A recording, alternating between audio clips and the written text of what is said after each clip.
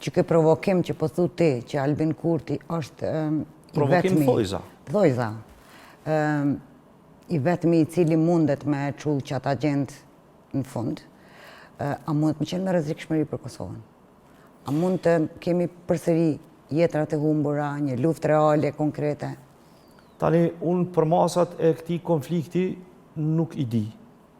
Se a do të ketë konflikt? Po. Të armatosur? Po.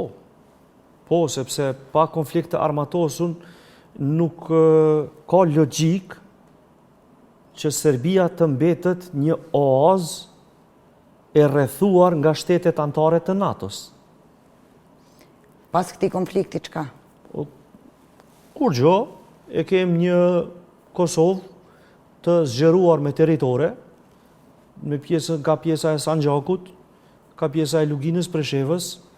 Unë po pres që edhe Macedonia të merr kohje tjetër, se jo zyrtarisht ne kem një farlloj në thojza marrëveshje Kosovë-Bullgari për Maqedoninë.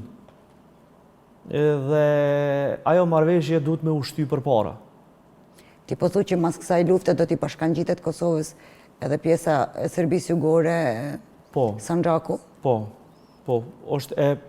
Është e pa logjikshme dhe e pa mundun që tani po thom Albin Kurti, po përfaqësuesi i qeverisë Kosovës t'ja bojë një nder kaq të madh faktorit ndërkombëtar pa një feedback, pa një pazar.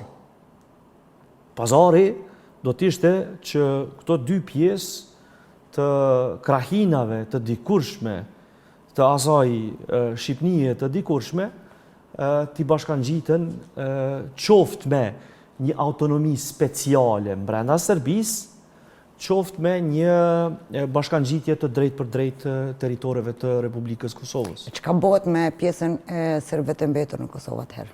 Asgjë, ata që dojnë me jetojnë që po jetojnë sot.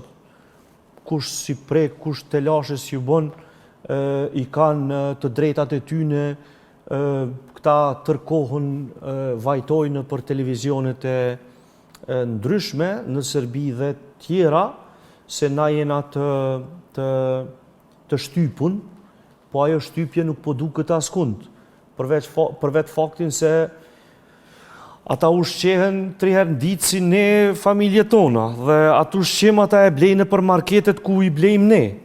Pra frekventimin e kemi të njëjtë për 26 vite, dhe unë nuk po shoh ndonjë incident të paktën gjatë këtyre shitblerjeve që i bojmë.